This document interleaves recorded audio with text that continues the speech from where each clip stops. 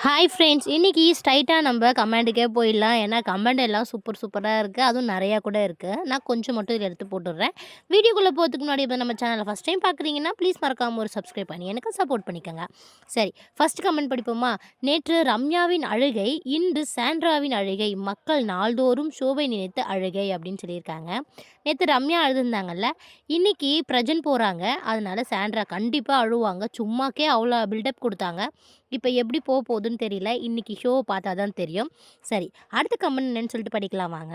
இந்த கமெண்ட்ல நேத்து ஒரு பக்கெட் அதில் உள்ளாடை ஜட்டிய வச்சு 1/2 மணி நேரம் வீணடித்தது. எங்கள் பார்க்க விடாம செய்ததுக்கு நன்றி அப்படின்னு சொல்லியிருக்காங்க. ஆமா, இன்னைக்கு யாரோட ஜட்டிய காய வச்சு பேச போறீங்க அப்படின்ற மாதிரி. ஏன்னா நேத்து அந்த ஒரு காரணத்தையே வச்சு ஃபுல்லாவே ஓட்டிட்டீங்க.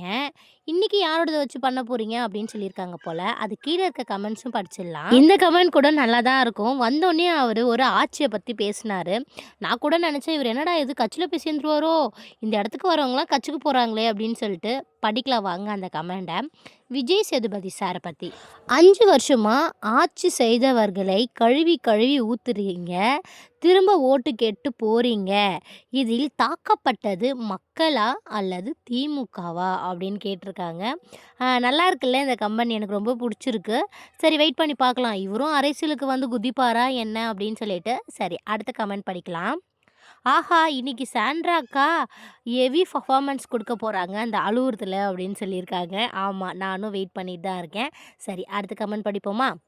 இந்த கமெண்ட்ல நேற்று ஒண்ணு ஒளிந்தது என்று பார்த்தா மறுபடியும் உள்ள தான் இருக்கு அப்படின்னு சொன்னாங்க.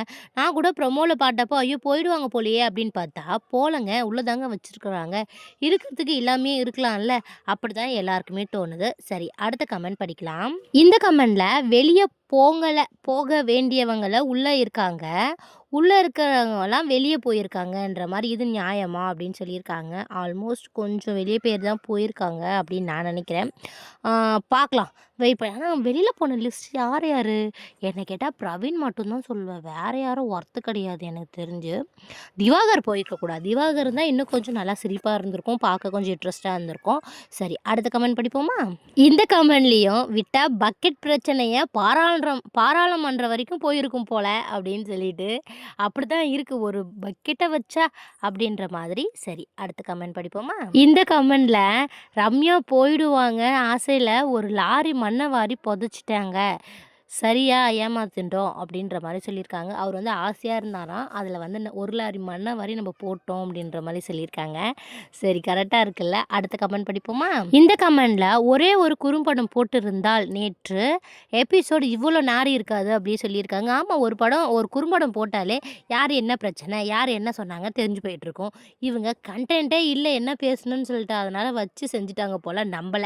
சரி, கரெக்ட் தான் நினைக்கிறேன். சரி, அடுத்த கமெண்ட்ல இன்னும் கொஞ்சம் இருக்கு. அத பார்க்கலாம். இல்லனா வீடியோ ரொம்ப பெருசா போவும். அதனால தான். ஓகே ஃப்ரெண்ட்ஸ், பாய். அடுத்த வீடியோல பார்க்கலாம்.